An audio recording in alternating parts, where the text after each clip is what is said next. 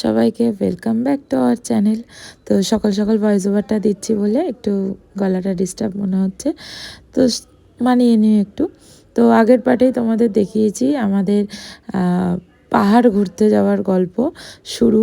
তো আমরা 4 বন্ধু মিলে ঘুরতে যাচ্ছিলাম, এই প্রথমবার আমরা বন্ধুরা মিলে ঘুরতে যাচ্ছি। আর আমার প্রথমবার পাহাড় দেখা, ইভেন মোহিনীরও, শিখারও পূর্বাশ আগে গেছে।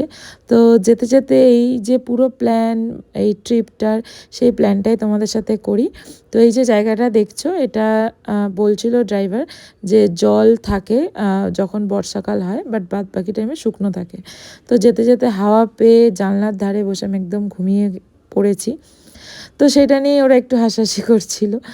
তো যাই হোক, ভেবেছিলাম যে আমরা যে ভিডিওতে ভয়েস হচ্ছে সেটাই দেব, বাট ভয়েস ওভার দিতে হচ্ছে কারণ অ্যাকচুয়ালি এই আওয়াজে হাওয়ায় ভয়েসটা ঠিক কিছুই বোঝা যাচ্ছে না আমরা কি বলছি কি করছি। তো যাই হোক, আমাদের এই ট্রিপটা শুরু হয়েছিল, আমাদের ফার্স্ট যাওয়ার কথা ছিল যে আমরা ফ্যামিলি বেনারস যাব।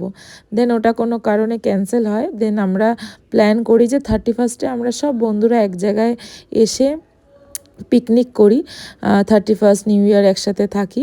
তো সেটা এই বছর হবে না কোনো কারণে। তো সেই জন্য আমরা প্ল্যান করি তাহলে কোথাও তো একটা যাই, কিছু তো একটা করি। তো হঠাৎ যেই বলা সেই প্ল্যান। তো আমাদের প্ল্যান হয় যে আমরা নর্থ বেঙ্গল যাব, আর ওখানে আমরা 4 বন্ধু ঘুরবো। আরও 2জন আমাদের সাথে আসতো, বাট কোনো কারণে তারা আসতে পারেনি। তো আমরা 4 জন ভাবলাম যে না, আর প্ল্যান ক্যান্সেল করা যাবে না, যেতেই হবে। আর সত্যি কথা বলতে সমুদ্র তো অনেক ঘুরেছি, কিন্তু আমি পাহাড় কোনো দিনও দেখিনি, তো সেই একটা ইচ্ছেও ছিল। তো সেই ইচ্ছে নিয়েই হঠাৎ আমাদের প্ল্যান হয়। আর হঠাৎ আমাদের বাবা মা তো ছাড়ছিলই না প্রথমে। তো বলাতেই না সেইবার হঠাৎ হ্যাঁ করে দিয়েছে, মানে অন্য কোনো ট্রিপে আমাদের সহজে হ্যাঁ বলে না। তো সেইবার আমি মানে মাকে বলেছি, শিখার দাদাকে বলেছে, মানে যারা না বলে অ্যাকচুয়ালি। তো হঠাৎ তারাও হ্যাঁ বলে দিয়েছে, মানে পজিটিভ রিয়াকশান এসছে তাদের থেকে। তো আমরা ওরা যাতে আর ঘুরিয়ে না বলতে না পারে, তো সেই জন্য আমরা সঙ্গে সঙ্গেই টিকিট একদম কনফার্ম করে ফেলি 2 মাস আগেই। দেন 2 মাস ধরে conference call, video call, planning, কি নেব, কি করব, shopping, online shopping, offline shopping, কিভাবে কোথায় কি পরতে হবে, কি জুতো পরতে হবে, কি নিতে হবে। ফার্স্ট ট্রিপ, কোনো আমাদের সাথে গার্জেন নেই, আমরা 4 জন, 4 জনের খেয়াল রাখতে হবে। তো এই প্ল্যানে আমরা পুরো ট্রিপটা নিজেরাই, আমরা কোনো ট্যুর প্ল্যানের সাথে যাইনি, পুরোটা নিজেরাই ডিসাইড করেছি কোথায় যাব, কিভাবে যাব, ফোন করে করে এই হোমস্টে, এই হোটেল, এই ড্রাইভার, সব আমরা করেছি। তো আমরা ভাবতেই পারিনি যে আমরা ট্রিপটা এতটা সাকসেসফুলি করতে পারবো, যেটা তোমরা পরের আরও ব্লগে দেখতে পারবে। একটা ব্লগে পুরোটা দেওয়া সম্ভব নয়, অনেক বড় হয়ে যাচ্ছিলো, তাই জন্য আমি ছোট ছোট পার্টে দিয়েছি। তো আমরা এখানে নিউ জলপাইগুড়ি নেমে সবাই, ড্রাইভার তো পেয়েই গেছিলাম। তো ওখান থেকে আমাদের হোমস্টে থেকে ড্রাইভার ছিল, তো ওখান থেকে আমরা চলে এসেছি হচ্ছে এখানে ডাউনহিল।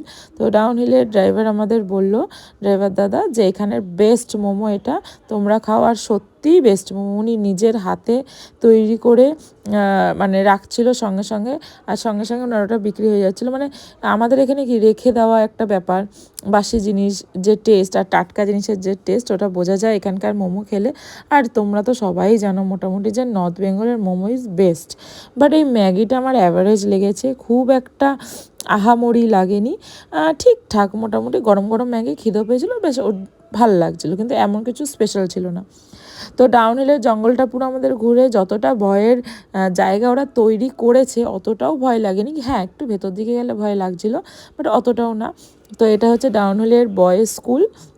এখানে সবাইকে ঢুকতে দেয় না, তালাই মারা ছিল, দেখতেই পাচ্ছিলে।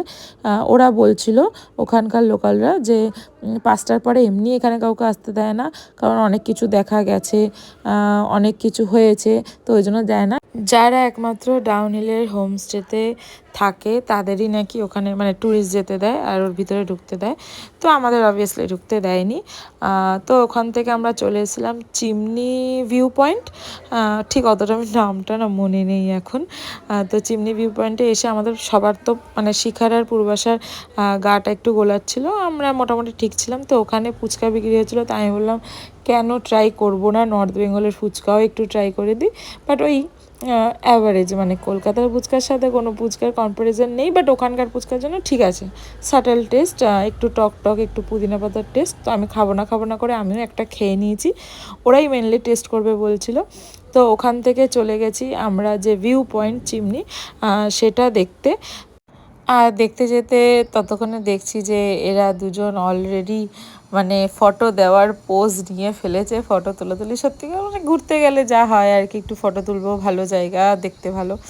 তো যাই হোক, যখন এখান থেকে আমরা ভিউ পয়েন্টের দিকে এগাচ্ছি মনে হচ্ছে যেন পুরো সিনারির মধ্যে দিয়ে যাচ্ছি। মানে মনে হচ্ছে আমার সামনে একটা সিনারি, এত বড় বড় গাছ, তার মাঝখান থেকে হাঁটার রাস্তা, মানে খুব একটা ড্রিমি ব্যাপার বলতে পারো, আমার খুব ভালো লেগেছে। আর আমরা জানুয়ারি মাসে গেছিলাম, তো আমরা ভেবেছিলাম প্রচণ্ডই ঠান্ডা থাকবে। হ্যাঁ, হাওয়া দিচ্ছিলো যখন একটু ঠান্ডা লাগছিলো, বাট বাদ বাকি টাইমে এমন কিছু ঠান্ডা লাগছিল না। কিন্তু যত গাড়ি উপর দিকে যাচ্ছিল তত আমাদের ঠান্ডাটা বেশি লাগছিল, কারণ আমরা হোমস্টে নিয়েছিলাম সিটং 3-তে, মানে আমাদের মেন ঘোরার প্ল্যান সিটং 3-তে ছিল। কিন্তু যেহেতু সিটং 3-তে আলাদা করে কোনো সাইট সিন নেই, তো আমরা সিটং 3-তে হোমস্টে তো নিয়েছি, বাট বাদবাকিটা ঘুরেছি। তো ওইখানে বেশি ঠান্ডা ছিল হোমস্টের ওখানে, বাদবাকির নিচে অতটাও ঠান্ডা ছিল না। তো এখান থেকে দেখো ভিউ পয়েন্ট, এখানে যখন আমরা এসেছিলাম তখন পুরো একদম পরিষ্কার আকাশ ছিল, সব মানে একদম রোদ ঝলমল করছিল। বাট যখন আমরা ভিউ পয়েন্টে গেছি তখন অলরেডি মেঘ চলে এসছে, আর জায়গাটা মানে মনে হচ্ছে কোনো বইতে আঁকা সিনারি, একদম ফোনে যেরকম আমরা দেখি ওরকম সিনারি টাইপের ছিল। খুব সুন্দর জায়গাটা, কিন্তু মেঘের জন্য একটু পাহাড়গুলো স্পষ্ট বোঝা যাচ্ছিলো না, মনে হচ্ছিলো যেন এক্ষুনি বৃষ্টি হবে, এই বুঝি বৃষ্টি নামলো, ঝড় উঠলো, এরকম একটা ব্যাপার। দেখো পুরো একদম মেঘ চারিদিকে ছেয়ে আছে। আর আমার এই জায়গাটা খুব ভাল লেগেছে, ভিউ পয়েন্টটা হয়তো স্পষ্ট আমি দেখতে পাইনি, কিন্তু এই বড় বড় পাইন ফরেস্ট গাছ, মানে এই রাস্তা তার দুধারে বড় বড় গাছ, আমার মানে খুব ড্রিমি লেগেছে ব্যাপারটা। তো নেক্সট পার্ট দেখার জন্য অবশ্যই থেকো আমাদের সাথে। বাই।